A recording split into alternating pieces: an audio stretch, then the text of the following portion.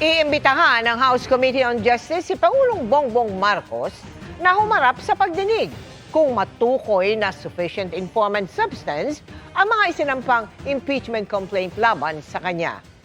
Pwede ba yang hindi siputin ng Pangulo? Alamin sa pagtutok ni Chino Gaston.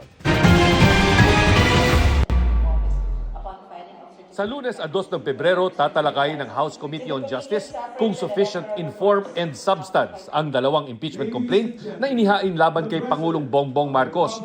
Pagsasamahin pa ang unang reklamong inihain ng abogadong si Andre De Jesus at ang ikalawang reklamo ni Teddy Casino, Liza Maza, Renato Reyes at ilang pang individual. Kapag sufficient inform and substance ay isasagawa ng hearing kung saan ipatatawag ang mga complainant, mga witnesses at pati na si Pangulong Marcos na tumatayong respondent. Yan ay para hindi na maulit ang isa sa mga basihan ng Supreme Court decision sa pagdedeklarang unconstitutional ang impeachment complaint noon laban kay Vice President Sara Duterte na hindi nila nabigyan ng pagkakataong sumagot sa mga aligasyon. Paano kung hindi dumating yung respondent? It is actually his prerogative whether to come or not to come. Because just like any other respondent, this participation during the hearing is part of the right to due process. Pero para kay Caloocan 2nd District Representative Edgar Erice, mas magandang humarap ang Pangulo. Mahalaga din na sagutin niya para maliwanagan ng taong bayan dahil nakikita ko dun sa ang pinakamahalagang sagutin niya yung allegations ng Makabayan Black na talagang nagkaroon ng problema yung 2023, 2024 and 25 national budget. Dahil na-refer na ang impeachment complaint sa Justice Committee kagabi, wala nang ibang pwedeng isunod pang impeachment complaint laban sa Pangulo sa loob ng 1 taon. Hindi sinama ang reklamo sana ni na dating Congressman Mike Defensor at Attorney Ferdinand Topacio na dinala nila noong January 22 pero di tinanggap dahil wala ang Secretary General. Dinala rin niyang kahapon pero walang kongresistang gustong mag-endorse dahil tinakot umano ayon sa grupo. Binigyan ng Constitution ang Justice Committee ng 60 session days para tukuyin kung may probable cause o matibay na basihan para ituloy ang impeachment. Kung meron, isusumiti ang committee report sa House Plenary. Kung aprubahan ito ng 1/3 o 106 affirmative votes, ay pwede na itong iakyat sa Senado para sa impeachment trial.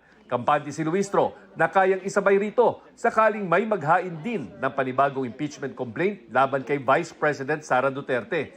Pwede na yan simula sa 6 ng Pebrero pag napaso na ang 1-year bar para sampahan siya ng impeachment complaint. Para sa GMA Integrated News, Chino Gaston nakatutok, 24 oras. Handa namang makipagtulungan si Pangulong Bongbong Marcos kaugnay sa impeachment complaints laban sa kanya ayon sa Malacanang. Iginagalang din ng Pangulo ang proseso pero idiin ng palasyo ang epekto nito sa bansa at sa ekonomiya. Nakatutok si Ivan Mayrina.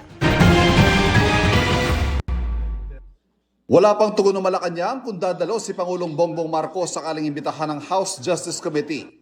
Pero handaan nilang Pangulo na makipagtulungan at magsumite ng mga dokumento kung kailangan.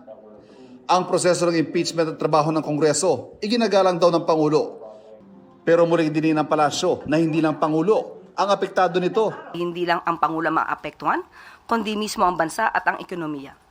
Suportado naman ng palasyo ang desisyon ni House Majority Leader Sandro Marcos na hindi lumahok sa anumang diskusyon o debate kaugnay ng impeachment laban sa ama nito.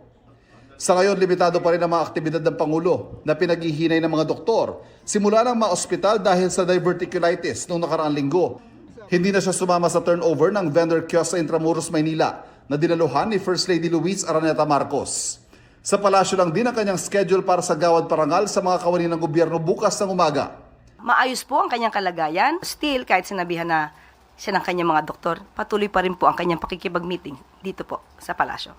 Para sa GMA Integrated News, Ivan Mayrina nakatutok, 24 oras.